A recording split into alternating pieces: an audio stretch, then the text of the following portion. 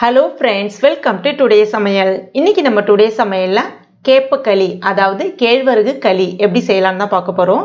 இது உடலுக்கு ரொம்ப ரொம்ப நல்லது. எப்பவுமே நம்ம இட்லி தோசை இந்த மாதிரி செய்து சாப்பிட்றத விட இப்படி நீங்கள் ஒரு முறை செய்து பாருங்கள். ரொம்ப சுவையாகவும் இருக்கும், அது மட்டும் இல்லாமல் நல்ல ஆரோக்கியமானதும் கூட.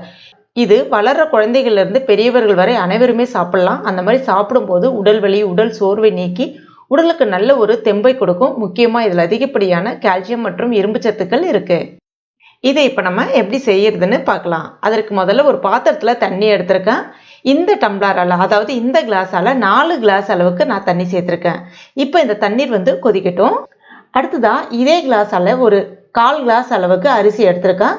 அரிசி சாப்பாட்டுக்கு பயன்படுத்தக்கூடிய புழுங்கல் அரிசி தான் நான் இன்றைக்கி எடுத்திருக்கேன். பச்சரிசி இருந்தாலும் பயன்படுத்திக்கலாம்.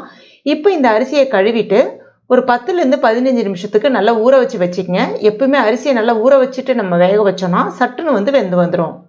அடுத்ததா இதே கிளாஸாலே 1 கிளாஸ் அளவுக்கு கேழ்வரகு மாவு, அதாவது ராகி மாவு, கேப்ப மாவு இருக்கு இல்லையா, அதுதான் எடுத்திருக்கேன். கடைகளில் விற்கக்கூடிய மாவு நீங்கள் பயன்படுத்திக்கலாம். இல்லைன்னா கேழ்வரகாக வாங்கி மிஷினில் கொடுத்து கூட நீங்கள் அரைச்சி வச்சு பயன்படுத்திக்கலாம். இப்போ இந்த கிளாஸை பயன்படுத்தி தான் நான் அளவுகள் எல்லாமே சொல்லியிருக்கேன். அதனால அளவுகளை மாற்ற வேண்டாம். இப்போ பாருங்க, தண்ணி ஒரு கொதி வந்துடுச்சு. இப்போ இதில் நம்ம நல்ல ஊறி இருக்க அரிசியை சேர்த்துக்குங்க. அரிசி ஊறாமல் போட்டிங்க அப்படின்னா சில சமயங்களில் வேகாமல் போயிடும், இல்லைனா தண்ணி பற்றாமல் போயிடும். சப்போஸ் சில அரிசி வேகிறதுக்கு நேரம் எடுத்துக்கிச்சு அப்படின்னா நீங்கள் பின்ன கொஞ்சம் தண்ணி சேர்த்துக்கலாம். அதாவது 5 கிளாஸ் அளவுக்கு தண்ணி சேர்த்துக்கலாம். அது நீங்கள் அந்த அளவுகளை நீங்கள் கொஞ்சம் கூட குறைய பார்த்துக்குங்க. இப்போ பாருங்க, அரிசி நல்லா வெந்திருக்கு. அரிசி நல்லா வேகணும், அப்போ தான் நல்லாயிருக்கும் இது. இப்போ பாருங்கள், அரிசி நல்லா வெந்துடுச்சு, உடஞ்சி வருது பாருங்கள். இப்போ இதில் அந்த 1 கிளாஸ் அளவுக்கு கேழ்வரகு மாவை இது கூட சேர்த்துக்குங்க. கூடவே தேவையான அளவுக்கு கல்லுப்பு சேர்க்குறேன். சேர்த்துட்டு கலந்தெல்லாம் எதுவுமே விடாதீங்க. உடனே மூடி வச்சுருங்க. ஸ்டவ்வை கம்ப்ளீட்டாக சிம்மில் வச்சுருங்க. ஒரு 5 நிமிஷத்துக்கு அப்படியே வேகட்டும் அது. இப்போ ஒரு 5 நிமிஷம் ஆயிடுச்சு. இங்கே பாருங்கள், அது கொஞ்சம் நடுவில் கட்டியாக இருக்கிற மாதிரி தான் இருக்கும்.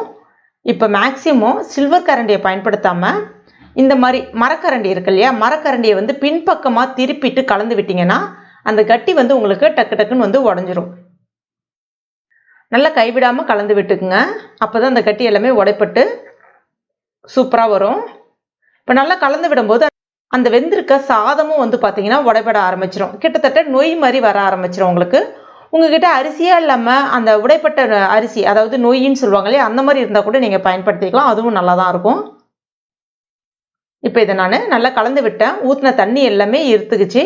கொஞ்சம் லைட்டாக இலகுன மாதிரி இருக்கும். இப்போ மறுபடியும் மூடி வச்சுட்டு ஸ்டவ்வை கம்ப்ளீட்டாக சிம்லேயே இருக்கட்டும். இன்னும் ஒரு 2 நிமிஷத்துக்கு மட்டும் அப்படியே இருக்கட்டும். இப்போ ஒரு 2 நிமிஷம் ஆயிடுச்சு. அந்த ராகியினுடைய கலர் நல்லா மாறி வந்திருக்கு பாருங்க. முன்னாடி கொஞ்சம் வெண்மை கலராக இருந்தது, இப்போ கொஞ்சம் அடர் ப்ரௌன் கலரில் வரும்.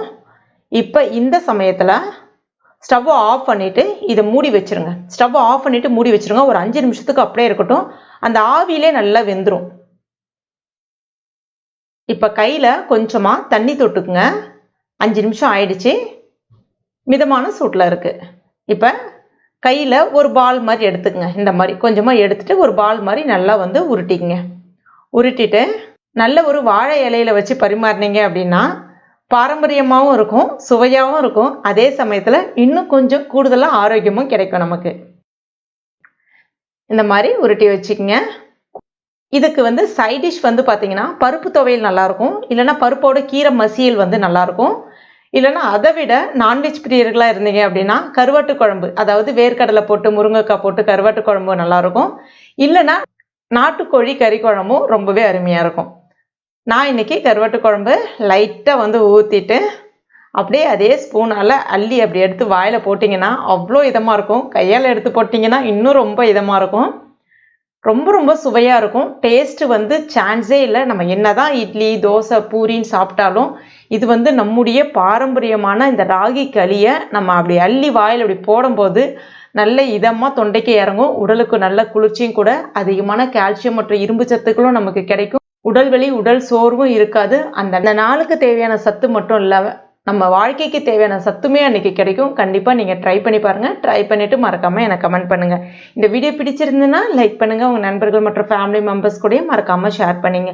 மேலும் இது போன்ற டேஸ்டி ரெசிபிகளுக்கு நம்ம டுடே சமையல் இது வரைக்கும் நீங்கள் சப்ஸ்கிரைப் பண்ணலைன்னா உடனே சப்ஸ்கிரைப் பண்ணிங்க. கூடவே மறக்காமல் அந்த பெல் நோட்டிஃபிகேஷன் சிம்பலையும் ப்ரெஸ் பண்ணிங்க. தேங்க்யூ.